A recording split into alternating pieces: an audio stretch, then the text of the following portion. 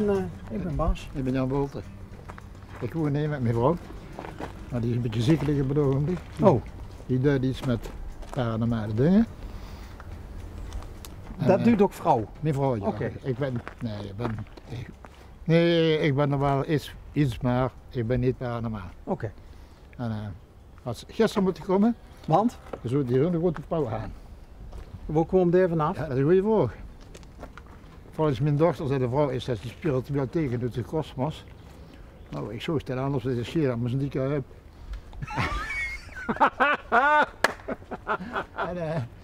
Maar daar vlieg op meer plaatsen rond. Ik heb het toevallig. Ben ik bij Albert Heijn gegaan. En Ja. de vrouw zei, hebben jullie vogelvoer? Toen zei ze, nee, voor welke vogel zit die? Ik zeg, van de pauw aan. De vlieg bij ons ook zitten, wij voeren die ook. En ik heb dat nog niet gevoerd. Maar vandaag is hij nog niet, ik heb vanmiddag hem nog weer. Dit trippeltje rustig gewoon boven op de dijk zitten. Dus de kump ronde nog of veer? Ja, dat Dan krijgt hij honger. Ja, ik kreeg gewoon je voeren de zwet, maar niet. Ja, altijd. Als ik ze er maar vanaf. Dat is een mooie. Zo'n kadet man. En dan de spreidt zich dan ook wel eens? Nee, het is een rij. Oh, In 4 verloren achter. oké. Want was dat het beeld? Dat is het hoe je maken, laten maken hebben. Even kijken. Daar heb ik wel een leuk voorbeeld. Nou, loop gewoon. Ja, dat kunnen ze veel. Ja. Ja, als je het programma kent, dan weet je dat we dus nou, joh. Vind het bestond. leuke, zijn er wel hier leuke dingen bij. Nou, dat is een beetje verborgen hoor. Hij stond, of dat van mijn vrouw, paranormale huppelepup. Ja? Hij stond in een eigen boom. Ja, dat was hoger als de hoor. En dan waren er 2, die splitsen zich door.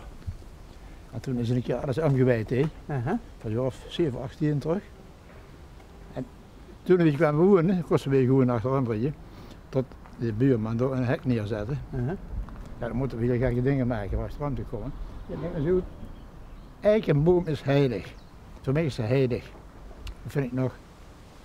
Ja, weet je, verdomme om. Daar staat nog zoveel tijd hoor. 's morgens. En toen heb ik de jongen met Gijsler gebeld. Bas Wijnhoven van de Boomwereld. Ja, zei Jan, die moet weg. Met tranen in de ogen zet de zagen maar af tot boven. Toen spreidde hij zich. En toen heb ik het hier laten staan en toen dacht ik moet er iets met. Die boom was zo, ja. En toen heb ik de jongen van Willig gebeld, ik ken hem toevallig. Hoe? En ik kwam met een auto zitten. Die maak ik wel leuk van. Zelfvertretten dicht. Ik zei, dat doen we. En ik heb het gewoon gezegd, nou, wat ik van de verzekering kreeg, is het voor dich.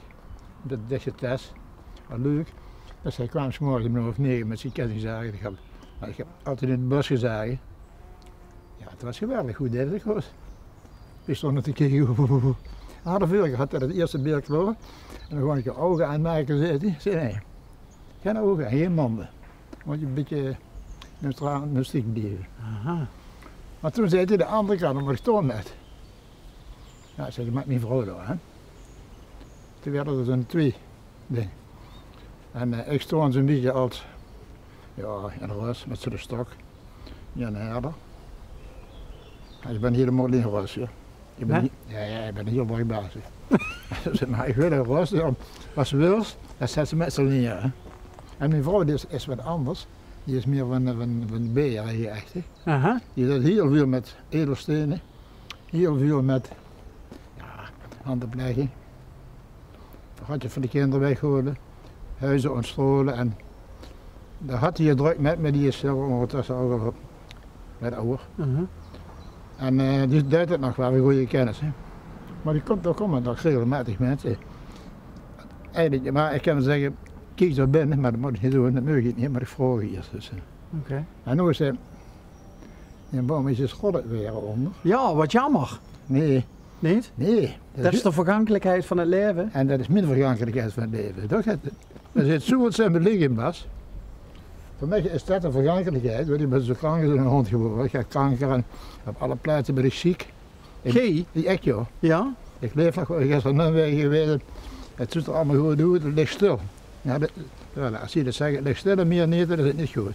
In remissie, noemen ze dat? Ik weet het niet. Oh. Ik heb kanker op 30 plaatsen gelegen.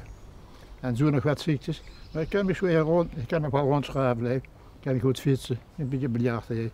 Ik lees heel keer. Ja. Klein komen de kinderen die komen wat in de tuin helpen. Maar dat erboven bij mijn vrouw hoor. En dat bosje, dat ook nog wat. En ja, die betekent, ik ken het nog niet zo goed. Want alles wordt rot.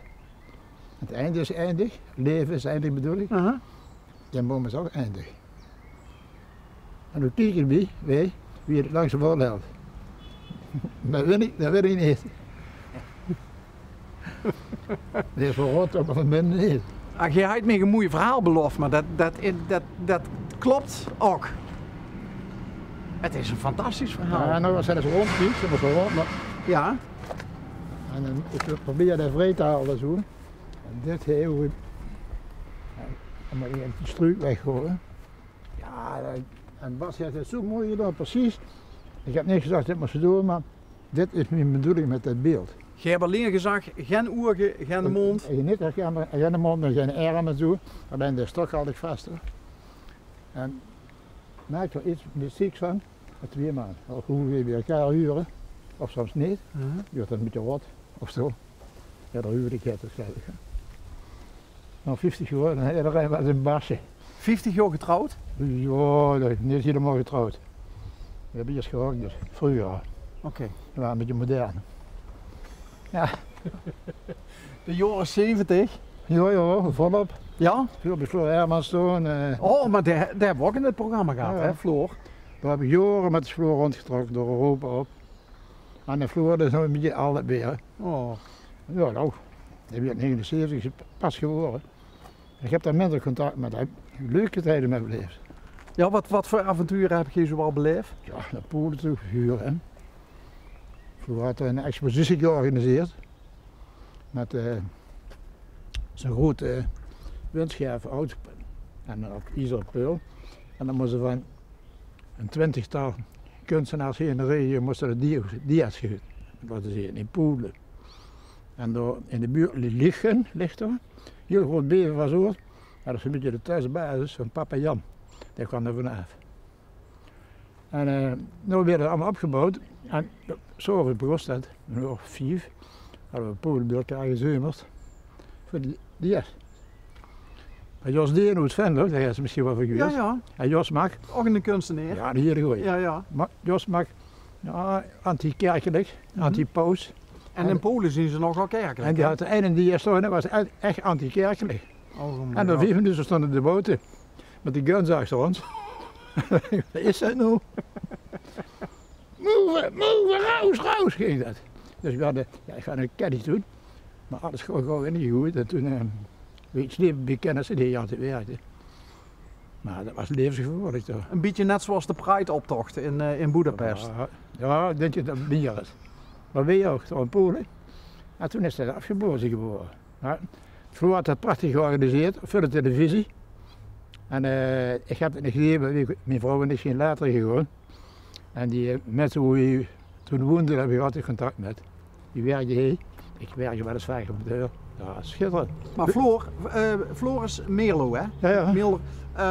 Die vertelde me toen dat hij heel veel gedeuns had gehad, ook met de gemeente, over zijn autobanden, kunstwerk. Daar ben ik ook met geweest. Ja. En Floor is wel immers die wel de guffel tegengas. Ja, maar toen was Floor er niet in Polen. Ik ben met Floor met die autobaan nog naar Maastricht gegaan.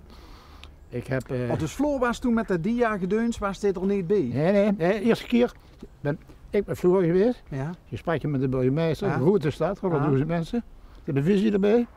En toen ben ik met mijn vrouw gegaan en Floor zou komen met al die kunstwerken de eerste keer.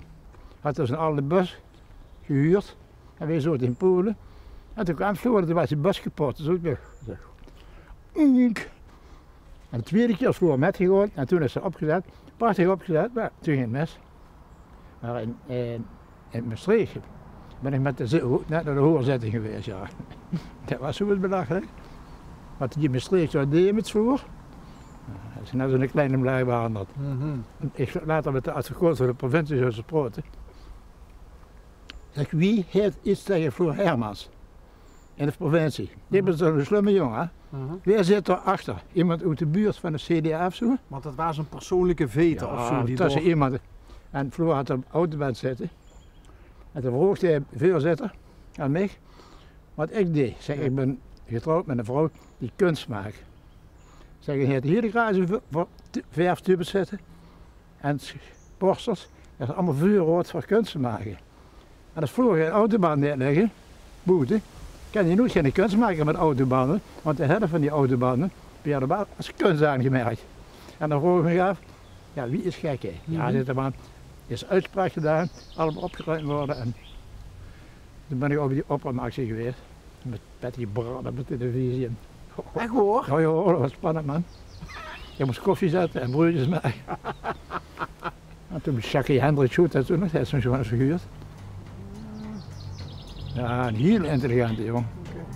Maar hij is in Amsterdam begonnen een studie te maken over heroïne. Ja, daar ga ik mee bezig. Dus, dat is het wel.